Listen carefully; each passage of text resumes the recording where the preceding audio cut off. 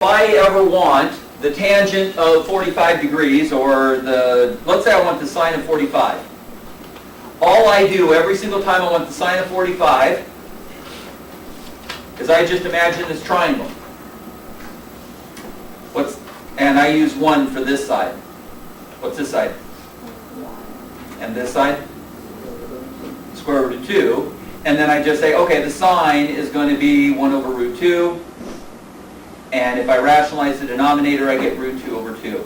A lot of people will memorize this one, which is fine. It's a good one to memorize. By the way, that's about 0.707.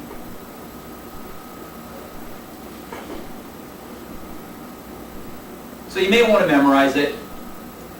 It's an easy one. What happens when you take the tangent of 45? It's just 1. Yep.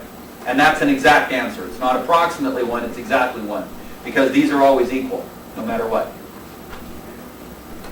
Now when I want the sine, cosine, and tangent of 30 or 60, I just draw that other triangle. Say I want the cosine of 60 degrees. I just visualize this triangle in my head. Here's my 60, here's my right angle.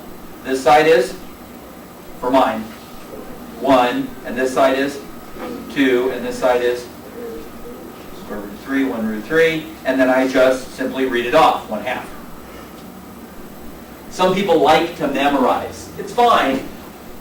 The reason I don't memorize it is because sometimes your memory fails you, and then you're not sure. If I draw the triangle, I can be absolutely sure I'm right. Got all this so far? All right, here's what we're going to do now. We're going to find the tangent, well, let's find the sine, sorry. Sine, cosine, and tangent of 135 degrees.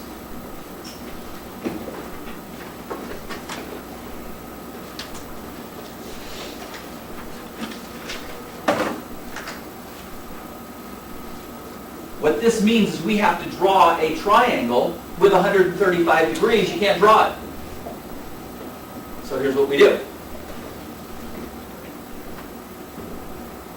We always start on the positive x-axis. We call this angle being written in standard position. We start here at 0 degrees, and we go to what quadrant? Second quadrant, And it's about right here, isn't it?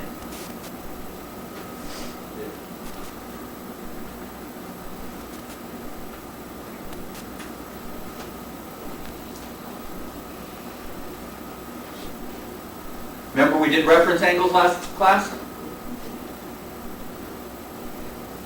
What is the reference angle?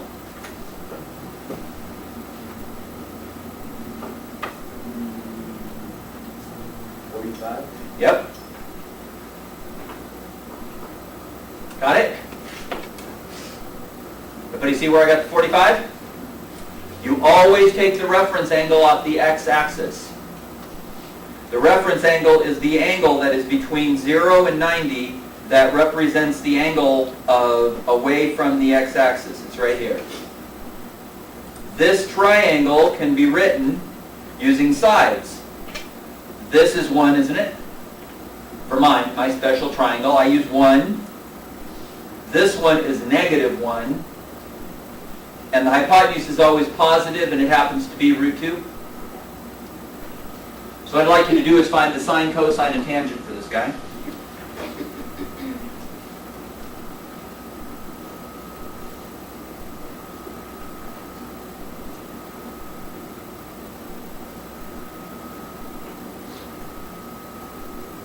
Just have to read it off of this triangle.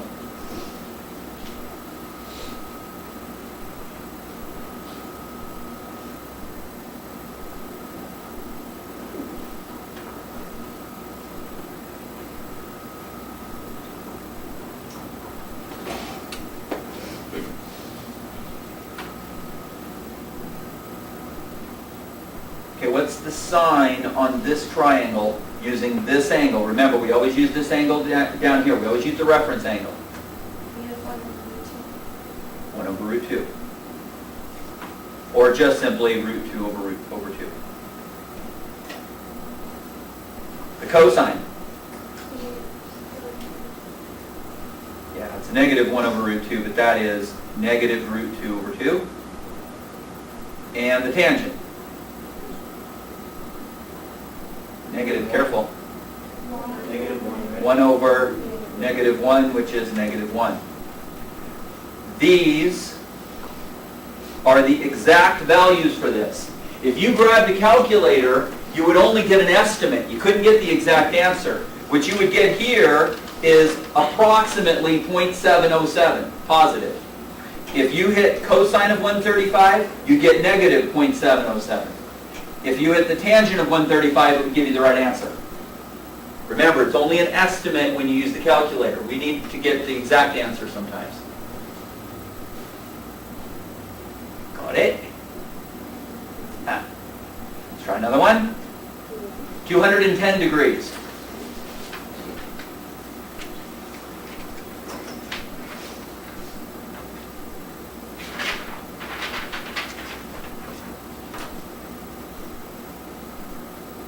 We're actually going to find sine, cosine, and tangent, but our angle is going to be 210 degrees.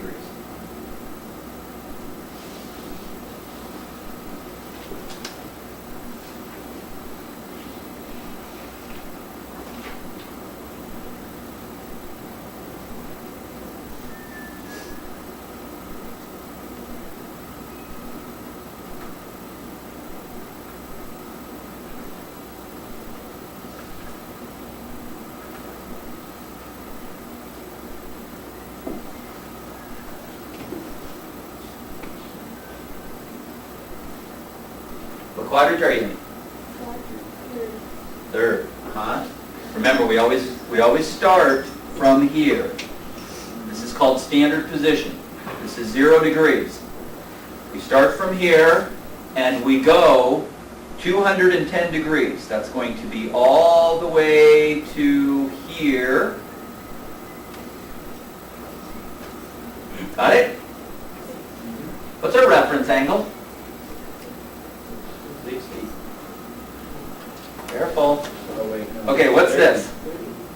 90. This is 90. What's this? 180. 180 degrees. And this is 210. So what's our reference angle? Our reference angle is 30.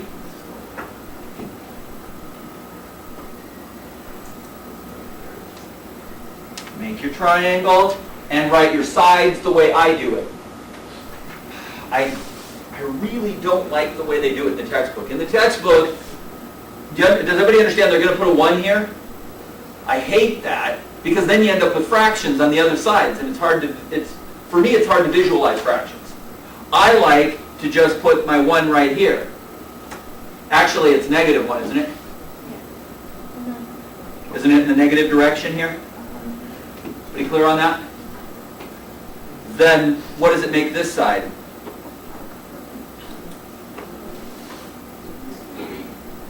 Yes. Yes, the reference angle is always the distance from the x-axis. It's the angle away from the x-axis. In this one, it was this angle because it's away from the x-axis up. This one is away from the x-axis down. It's always between 0 and 90 away from, we always draw our triangle off the x-axis. Okay? The reason we do it is because that way our opposite and adjacent sides are always x and y. That's the reason we do that. We'll do one more in just a minute, just over here, okay? Will that help? All right. So this is 90. What's this side, by the way? Positive, actually.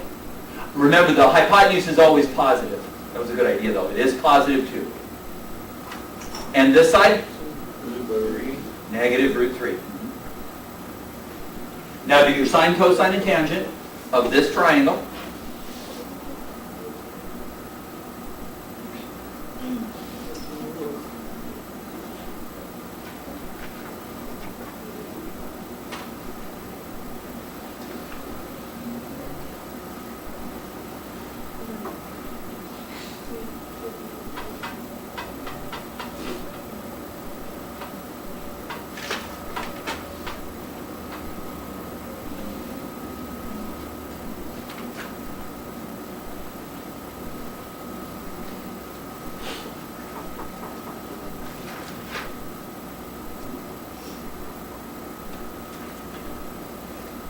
Okay, 210 is this purple angle.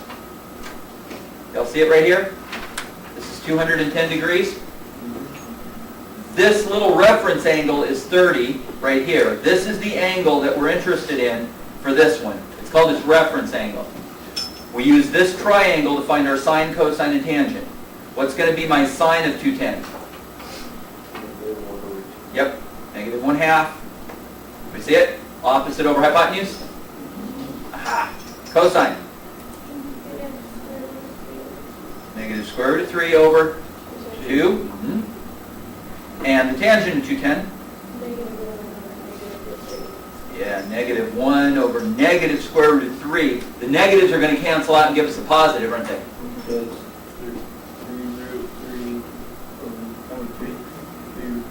Over 3. Yeah, when you simplify out the negatives and you multiply by the root 3 to get rid of the rationalize the denominator.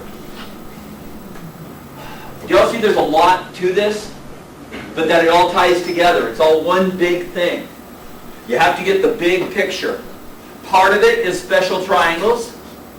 Part of it is reference angles. Part of it is knowing position. And then don't forget that sometimes the thing's going to go all the way around and then back again, so you have to do coterminal angles. Got it?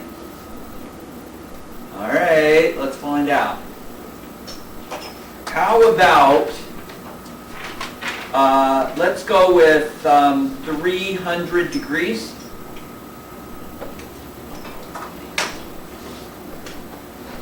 Draw it, draw the triangle, draw its reference angle, find its sine, cosine, and tangent.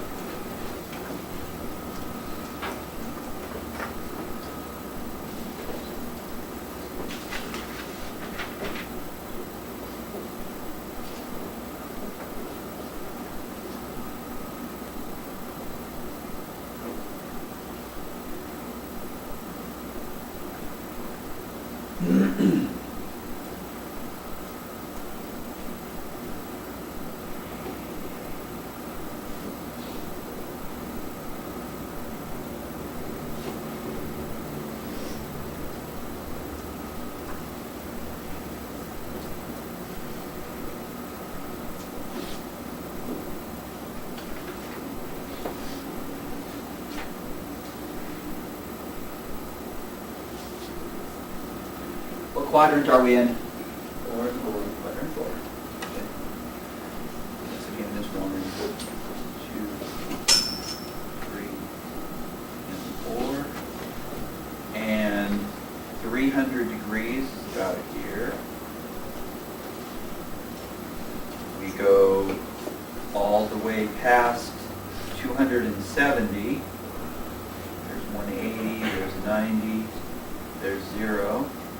Or 360, same thing.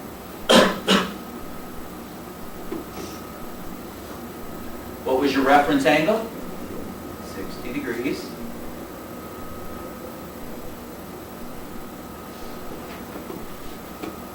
What would this side be? I like to use 1 for my short leg. It's up to you. You don't have to do it this way, but I think you're going to find it's a lot easier. For me, it's easier. 1. What's that make my hypotenuse? Hypotenuse is always positive. Positive 2. And my long leg? Negative root 3. Don't forget, negatives and positives count for x's and y's.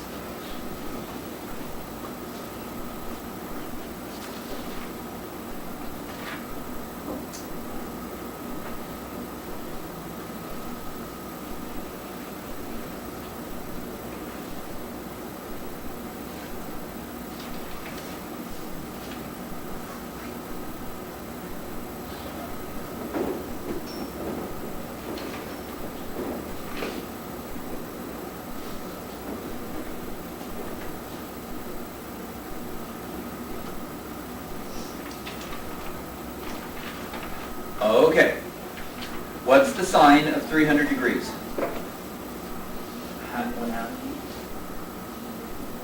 Sine. Opposite over hypotenuse. Isn't it negative root 3 over 2? Remember, we're looking at this angle right here. That's negative root 3 over 2.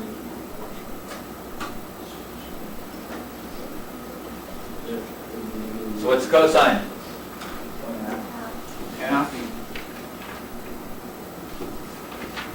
And the tangent?